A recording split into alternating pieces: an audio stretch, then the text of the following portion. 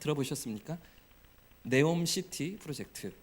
사우디 정부는 이 네옴시티를 2030년까지 미래형 스마트 도시로 만들겠다라고 공언하면서 인공지능 그리고 로봇 기술 그리고 친환경 에너지를 활용해서 기존 도시의 개념을 완전히 뒤집는 혁신적인 공간으로 네옴시티를 만들겠다 이렇게 발표했습니다. 여러분 상상이 되십니까? 사우디아라비아가 어떤 국가죠? 어떤 환경입니까? 황량한 사막입니다. 근데 사막 한복판에 최첨단 도시를 만든다? 어떤 모습일까요? 그려지지 않으시죠? 그래서 이와 관련된 뉴스 영상을 하나 준비했습니다. 잠시 보고서 말씀을 이어가겠습니다. 네, 빈살만 사우디 왕세자가 주도하고 있는 네옴시티는 황무지의 최첨단 기술이 집약된 신도시를 건설하는 초대형 프로젝트입니다. 이미 다양한 스포츠 행사들을 유치하면서 홍보에도 열을 올리고 있는데요. 한미희 기자가 소개합니다. 네옴시티가 들어서는 곳은 사우디아라비아의 북서부, 홍해를 사이에 두고 이집트와 마주보고 있는 타복 지역입니다. 서울 면적의 44배에 달하는 지역에 조성되는 도시건설 사업의 총 사업비는 5천억 달러, 우리 돈 700조 원에 달합니다. 광활한 사막과 협곡, 산악지대를 가로지르는 더 라인은 롯데월드타워만한 크기의 구조물을 서울에서 강릉까지 거리만큼 연장한 직선 도시입니다. 신기술을 집약해 만든 구조물 안에서만 사람이 살고 나머지는 있는 그대로의 자연을 보존한다는 것이 사우디의 구상입니다. 남쪽 해상 지역에는 부유식 첨단 산업단지 옥사곤이, 북쪽 산악 지역에는 관광단지 트로제나가 들어섭니다. 트로제나는 최근 2029년 동계 아시안게임 개최지로 선정됐습니다. Imagine games that meet and exceeds the highest technical standards, games that create a unique, futuristic, innovative and sustainable experience for athletes and fans alike. 고원에 자리한 트로제나는 겨울이면 기온이 영하로 떨어지고 눈이 내릴 때도 있다고 하지만 결국 인공눈이 쓰일 것으로 보입니다. 환경단체 그린피스는 물론 세계 정상급 스키 선수들이 기후변화에 맞서는 노력에 반하는 일이라며 우려의 목소리를 내기도 했습니다. 연합뉴스 한미입니다. 여러분 어떤 생각이 드십니까? 황량한 사막에 최첨단 도시를 만든다는 계획. 여러분 미래 도시가 그 사막 가운데 길쭉하게 세워지는 모습이 신기하지 않으십니까? 풀 한 포기도 자라지 않는 땅입니다. 물 한 방울도 없어서 사람이 살 수 없던 도시인데 그런 곳을 사람들이 살아갈 수 있게 만들고 또 스키장도 만들다고 하잖아요. 이런 것들이 참 놀라울 따름인데요. 그런데 이 네옴시티 프로젝트에 있어서 흥미로운 점이 있습니다. 무엇이냐면 이 도시를 설계하는 과정에서 여러 전문가들이 가장 먼저 고민한 것이 있었다고 합니다. 제일 중요하게 고민했던 것이 무엇이냐면 이런 도시에서 어떻게 사람이 살아갈 것인가 하는 것이었죠. 이 도시의 설계자들은 네옴시티의 핵심이 단지 첨단 기술이 아니라 그 안에 살아가는 사람들의 삶이라고 정의를 내리고 이런 원칙을 세워놓고서 사람들이 가장 필요로 하는 것이 무엇인가를 생각하면서 연구했다고 하는데요. 그래서 그 결과 이 도시 계획에서 가장 먼저 고려한 요소가 있습니다. 무엇일까요? 사람이 살아가는 데 있어서 가장 중요한 것, 여러 가지가 필요하죠. 없어서는 안 될 것들이 여러 가지가 있는데 그 중에서도 가장 중요한 것, 사람이 살아가는 데 무엇일까요? 무엇이요? 음식, 식수, 그런 것도 다 필요합니다. 이 네옴시티 도시 계획에서 가장 중요한 고려했던 요소, 교통이 아니었습니다. 건물 디자인도 아니었습니다. 사람들이 함께 모여서 살아가는 공간이었다고 합니다.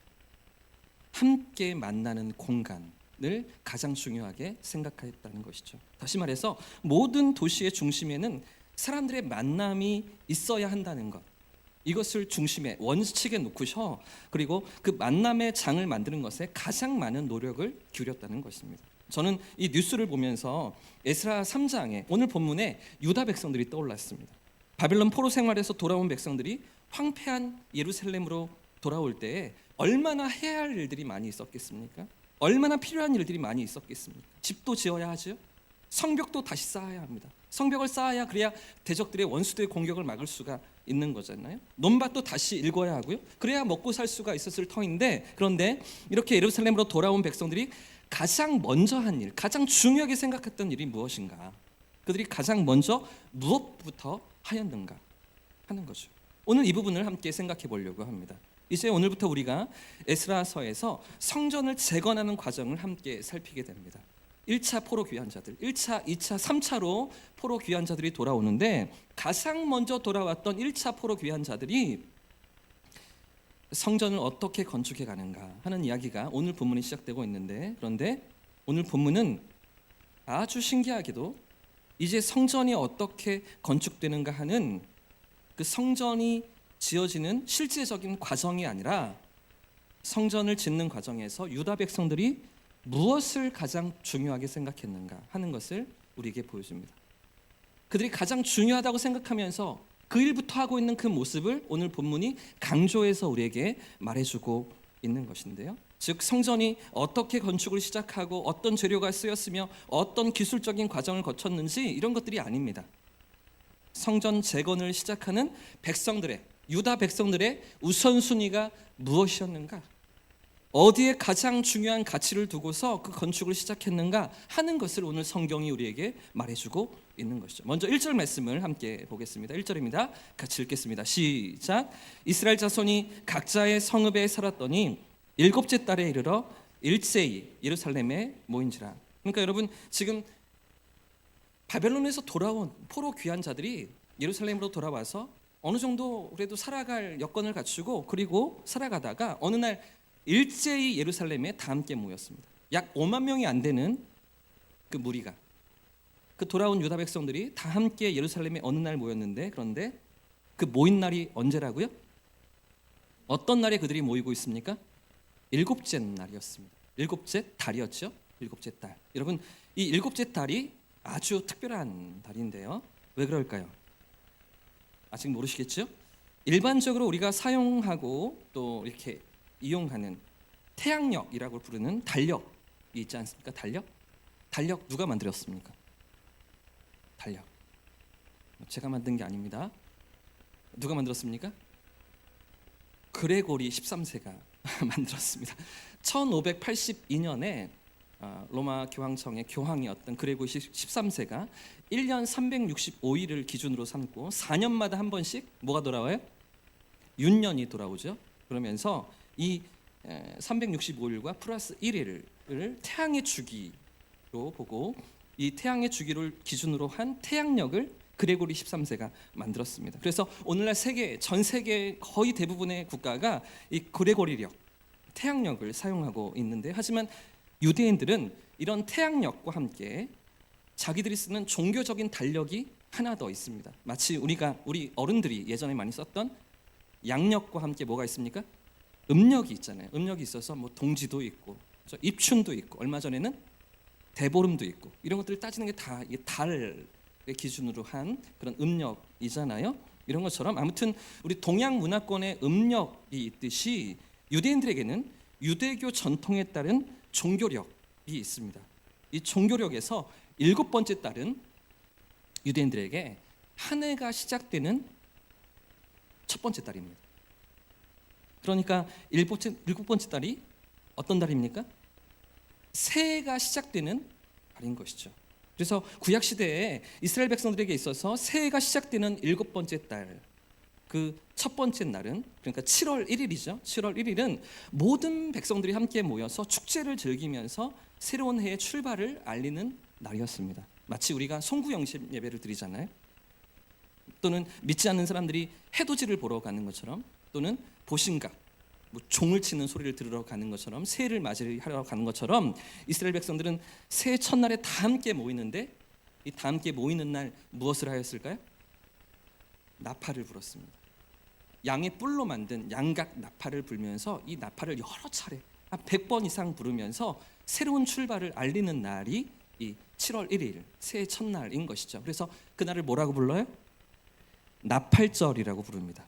7월 1일은 나팔절이었습니다. 그리고 7월 10일이 있습니다. 열흘이 지나서 7월 10일은 1년에 한 번씩 집안에 있던 모든 누룩을 다 제거하는 날입니다. 그리고 자신의 죄를 고백하면서 죄를 용서받는 날이 7월 10일인데요. 어떤 날입니까? 대속죄일입니다. 알고 지은 죄, 모르고 지은 죄, 더 나아가서 죄를 지었는데도 전혀 깨닫지 못하고 무식 가운데 지나쳤던 모든 죄를 1년 동안 지었던 지난해의 모든 죄를 다 사함받고 용서받는 날이 7월 10일 대속죄일인 것이죠. 자, 그리고 나면 7월 15일부터 21일까지 일주일 동안은 초막절입니다. 초막절. 여러분, 초막절이 어떤 날입니까? 초막절.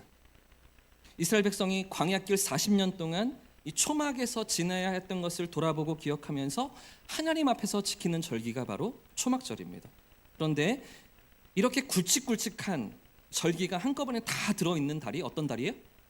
7번째 달인 거죠. 나팔절도요, 대속절도요, 초막절도 다 이 새해에 시작되는 달에 모여 있는 것입니다. 그러니까 여러분 보십시오. 지금 7번째 달에 유다 백성들이 다 함께 모였다는 게 어떤 의미입니까? 뭔가 의도를 가지고서, 의미를 가지고서 이 달에 모이고 있었던 것이죠. 뿐만 아니라 더욱 중요한 사실은 성경을 좀 꼼꼼히 읽어보신 분들은 아실 텐데요. 구약에서 솔로몬이 이제 예루살렘 성전을 짓습니다. 지금 우리가 보고 있는 에스라 성경과는 조금 더 과거에, 조금 더 이전에 있었던 역사적 그런 시기로 솔로몬이 다윗의 유언을 따라서 예루살렘 성전을 짓게 되죠. 그리고 그 성전을 다 짓고서 성전 헌당식 예배를 드리는데, 그런데 그 헌당 예배를 언제 드렸을까요? 성전을 다 완공하고 나서 하나님 앞에 감사 예배를 드릴 때 성전 완공식을 어떤 달에 드렸을까요? 한번 확인해 보실까요? 역대하 5장 말씀입니다. 같이 자막으로 같이 읽어보겠습니다. 5장 말씀 시작. 솔로몬이 여호와의 전을 위하여 만드는 모든 일을 마친지라. 이에 솔로몬이 그의 아버지 다윗이 드린 은과 금과 모든 기구를 가져다가 하나님의 전 곳간에 두었더라. 이에 솔로몬이 여호와의 궤를 다윗성 곧 시온에서부터 메어 올리고자 하여 이스라엘 장로들과 모든 지파의 우두머리 곧 이스라엘 자손의 족장들을 다 예루살렘으로 소집하니 7째 달 절기에 이스라엘 모든 사람이 다. 여러분, 지금 언제 헌당식을 했습니까? 솔로몬과 이스라엘 백성들이 7째 달에 모여서 성전 완공식을 하나님 앞에 드리고 있는 것이죠. 그래서 여러분, 우리가 나중에 또 확인하겠지만 바벨론에서 돌아온 모든 백성들, 1차, 2차, 3차로 돌아온 모든 백성들이 이 공사를 다 마치게 됩니다. 예루살렘 성전을 다시 재건하는 공사도 마치고요, 또 예루살렘 성벽 그 둘레를 52일 만에 다시 짓는 성벽 재건의 공사까지 모든 건축이 마쳐지는 그런 장면이 느헤미야서 7장입니다. 그런데 느헤미야서 8장으로 넘어가면 그 자리에 성전 헌당 예배를 드리는 장면이 있습니다. 성전도 다 완공하고 성벽도 다 짓고 나서, 그리고 나서 하나님 앞에 감사 예배를 드리는 그런 장면이 느헤미야서 8장에 기록되는데, 그때 돌아온 유다 백성들이 언제 헌당 예배를 드렸을까요? 예상이 되시죠? 7째 달입니다. 이 7번째 달에 모여서 하나님 앞에 감사 예배를 드리는 것이죠. 그러니까 돌아온 백성들이 이 7번째 달에 특별한 의미를 담고 있다는 것, 여러분 예상이 되시죠? 그저 우연히 7번째 달이 된 것이 아니라 아주 중요한 신앙적인 메시지를 가지고서 의도적으로 이 시기를 선택하고 있음을 우리가 알 수 있습니다. 여러분, 그런데 이렇게 7번째 달에 함께 모여서 그들이 무엇을 하였을까요? 초막절로 함께 모여서 그들이 하고 있는 일이 무엇입니까? 4절 말씀을 한번 보십시오. 그 달에 기록된 대로 무엇을 지켜요?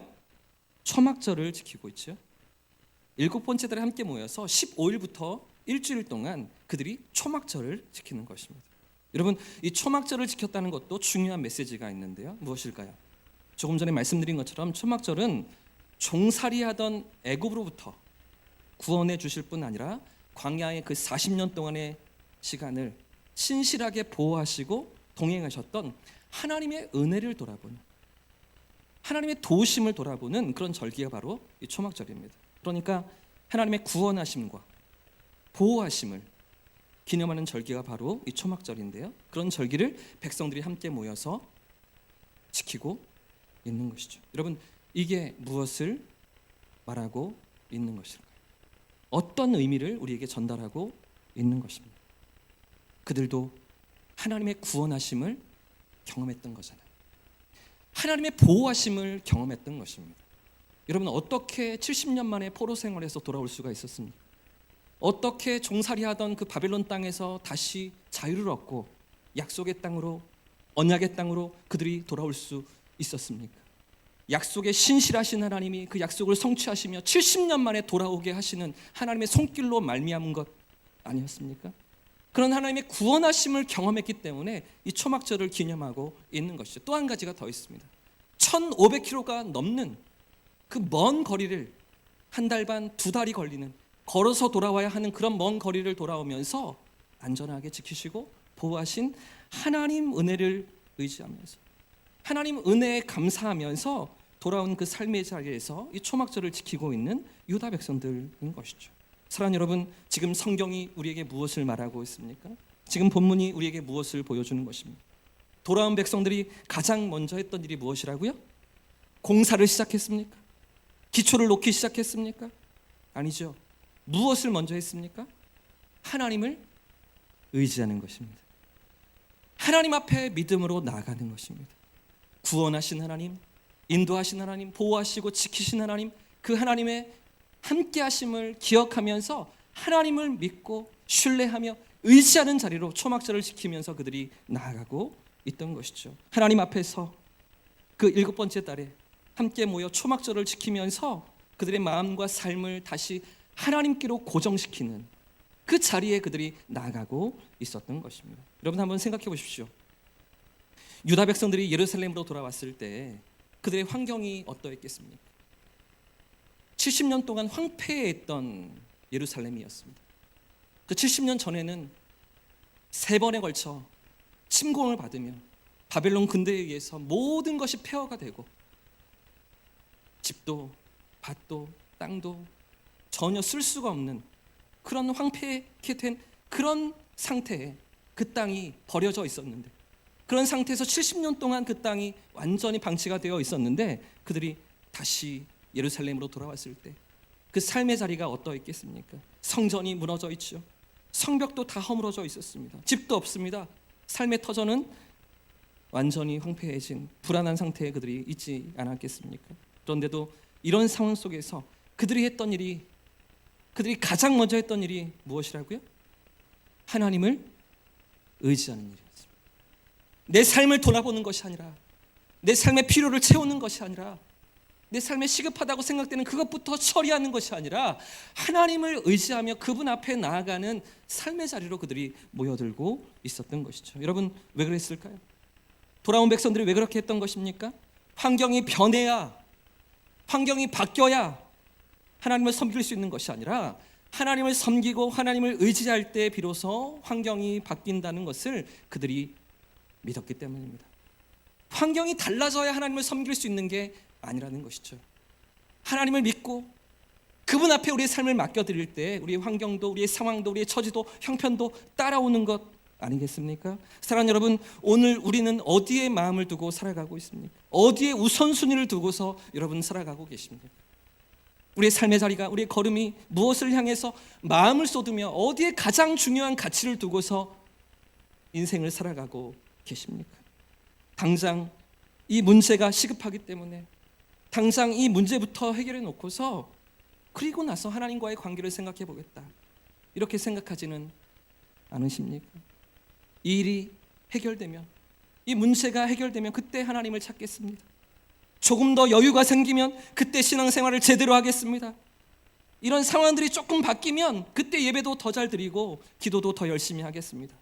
이렇게 말하지 않으십니까? 그러나 여러분, 성경은 그렇게 말하고 있지 않습니다. 모든 것이 정리된 후에, 모든 것이 안정된 후에 하나님을 찾는 것이 아니라 먼저 하나님 앞에 나아가고 먼저 하나님을 붙들며 먼저 하나님을 의지했던 유다 백성들의 모습을 오늘 성경이 우리에게 보여주고 있는 것이죠. 사랑하는 여러분, 믿음의 결단이 필요합니다. 환경보다 하나님이 먼저입니다. 문제보다 예배가 먼저입니다. 상황과 조건이 아니라 먼저 하나님과의 관계 속으로 우리가 나아가야 하는 것이죠. 돌아온 백성들은 환경보다 하나님을 먼저 붙들었습니다. 하나님을 의지하면서 신앙의 기초를 세우는 것부터 시작하고 있던 그들인 것인데, 우리도 환경이 변하기를 기다리는 것이 아니라 하나님 앞에 먼저 나아가면서 하나님께서 이루시는 역사와 우리 삶 가운데 베푸시는 놀라운 손길들을 누리고 경험하는 성도님들 되시기를 축복합니다. 오늘 본문을 우리가 조금 더 들여다보면 여러분, 이렇게 유다 백성들이 초막절을 지키면서 성전 건축을 지금 준비하고 있잖아요. 사실은 성전을 건축하는 것, 그 목표를 가지고서 돌아온 백성들입니다.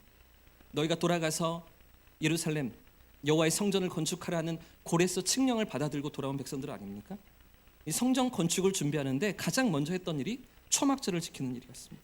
아직 공사도 시작하기 전에 초막절을 지키고 있는데, 그런데 초막절을 지키면서 그 전에 또 그들이 했던 일이 또 하나가 더 있습니다. 돌아온 백성들이 지금 성전을 건축하는 본격적인 공사의 사역들을 진행해야 되는 그런 과업이 있음에도 불구하고 그 앞에 초막절을 지키고, 이 초막절을 지키면서 또 하나 중요하게 여겼던, 그들이 행했던 일이 하나가 더 있는데요. 오늘 본문 2절 말씀이 우리에게 가르쳐주고 있습니다. 2절 말씀도 같이 한번 더 읽어보겠습니다. 시작. 요사닥의 아들 예수아와 그의 형제 제사장들과 스알디엘의 아들 스룹바벨과 그의 형제들이 다 일어나 이스라엘 하나님의 제단을 만들고 하나님의 사람 모세의 율법에 기록한 대로 번제를 그 위에 드리면, 지금 이 백성들이 성전을 건축하기 전에 무엇을 먼저 하고 있습니까? 그들이 했던 일이 무엇입니까? 제단을 지었습니다. 그래서 제단을 먼저 세워서 그 위에 번제를 드리고 있는 거죠. 제사를 드리고 있는 것입니다. 여러분, 왜 그랬을까요? 성전을 짓는데 왜 제단을 먼저 만듭니까? 성전을 다 짓고 나서 그 안에 만들어도 늦지 않는 일 아니겠습니까? 사실은 성전이 지어져야 그 안에서 제사도 드리고 번제도 드리고 할 수 있는 일 아니겠어요? 그러니까 사실은 순서대로 한다면, 계획대로 한다면 건물을 먼저 지어놓고 그 안에 들어가는 제단을 만드는 것이 순리가 맞겠지요? 그런데도 불구하고 지금 백성들은 제단을 먼저 만듭니다. 그것부터 만들어 놓고 그리고 번제를 드리면서 초막절을 지키고 그리고 성전을 짓는 자리로 그들이 나아가고 있는 것인데요. 이유가 무엇일까요? 그들이 왜 그렇게 했을까요? 유다 백성들이, 돌아온 백성들이 70년 동안의 포로 생활을 마치고 돌아오면서 깨달은 것이 있었기 때문입니다. 그들 가운데 깨달음이 일어났기 때문입니다. 어떤 깨달음일까요? 예배를 드리기 위한 장소도 중요하지만, 성전 건물도 중요하지만, 그러나 장소를 세우기 전에 먼저 무엇을 해야 된다고 그들이 생각했을까요? 하나님과의 관계가 회복되는 거예요. 예배, 하나님과의 만남이 회복되는 것입니다. 하나님과의 관계가 없다면, 하나님과의 친밀함이 없다면 건물이 있어도 아무런 소용이 없다는 거죠. 여러분, 왜 70년 전에 그 선조들이 멸망했습니까? 왜 그들이 성전도 가졌고 제단도 있었고 율법도 있었고 예배 형식도 있었던 모든 것들을 가졌던 그 선조들이 왜 나라가 멸망하고 바벨론의 포로로 끌려가야 했었습니까? 왜 수치와 괴로움을 당하며 70년 동안의 아픔과 눈물의 시간들을 보내야만 했었습니까? 성전이 없었기 때문입니까? 제사가 없었기 때문입니까? 하나님과의 관계를 잃어버렸기 때문이죠. 그들이 하나님을 놓쳤기 때문입니다. 지금 여러분 생각해 보시죠. 지금 제단을 만드는 것은, 제단을 만들어 놓고 번제를 드렸다는 것은 어떤 의미일까요? 번제가 어떤 제사입니까? 번제. 구약에 여러 제사들이 있습니다. 속죄제도 있고 속건제도 있고, 그죠? 화목제도 있고.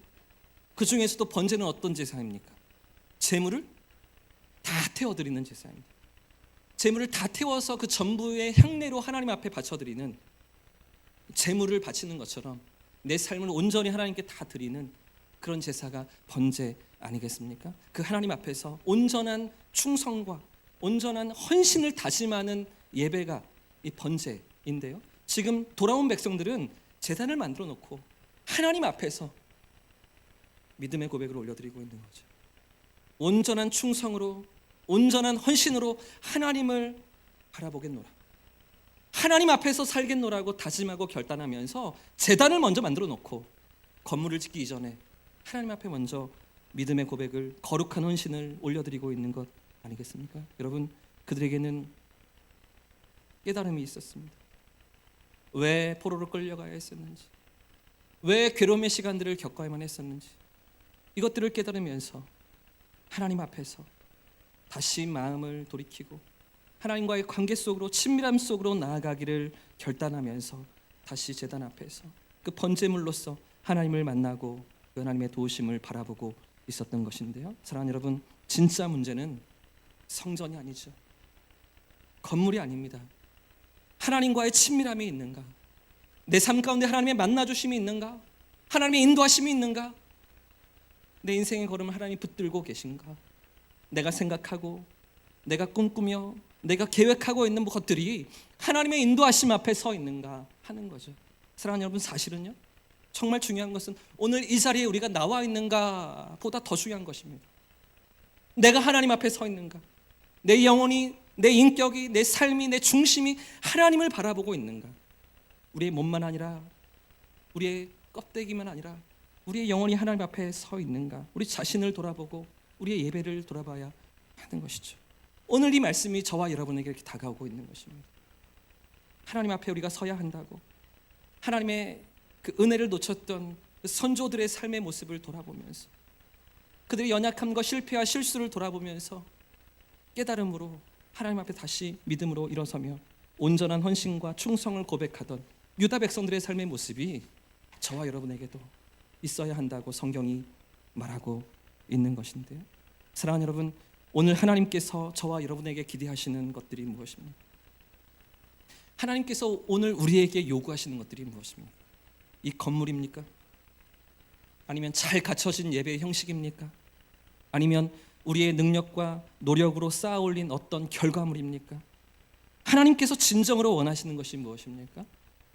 겉으로 보이는 화려한 모양이 아니라, 형식적인 종교 생활이 아니라 하나님을 향한 진실한 마음, 전심으로 드리는 순종을 우리 하나님이 기뻐하시는 줄 믿습니다. 사랑하는 여러분, 돌아온 유다 백성들은 성전을 짓기 전에 가장 먼저 한 일이 있었습니다. 하나님과 만나는 제단이었죠. 그리고 그 제단에서 번제를 드리며 자신의 죄를 돌아보고 하나님과의 깨어진 관계를 회복하면서 온전한 헌신과 충성을 결단하였던 것인데요. 여러분, 저와 여러분의 삶도 마찬가지입니다. 우리가 신앙생활을 하면서 겉으로는 열심히 예배도 드리고 기도도 하면서 헌신하는 것처럼 보이지만, 그러나 정말 중요한 것은, 정작 하나님께서 원하시는 것은 우리의 마음, 우리의 중심, 우리의 마음의 태도인 줄 믿습니다. 하나님 앞에 온전히 서 있는 살아있는 믿음의 고백, 살아있는 예배의 감격, 그것들을 가지고 하나님 앞에 나아가는 저와 성도님들 되시기를 축복합니다. 오늘 우리의 삶에도 제단이 세워져야 합니다. 오늘 우리의 삶에도 번제가 드려져야 합니다. 우리 하나님께서 원하시는 것은 겉모습이 아니라 진정한 예배인 줄을 믿고, 우리의 형식적인 신앙이 아니라 온전한 헌신으로 하나님 앞에 나아가는 저와 성도님들 되시기를 예수님 이름으로 축복합니다. 그러므로 여러분, 오늘 우리가 해야 될 일이 있습니다. 바로 우리의 마음을 하나님께 드리는 것입니다. 우리의 자아와 우리의 고집과 우리의 욕심을 불태우고 하나님 앞에서 낮아지고 하나님만을 의지하는 그 자리로 우리가 나아가는 것이죠. 사랑하는 여러분, 우리의 마음에 제단을 다시 쌓고 하나님 앞에 서기를 주님의 이름으로 축복합니다. 그래서 겉모습이 아니라 진정한 예배자로 하나님을 만나는 저와 성도님들 되시기를 주님의 이름으로 축복합니다.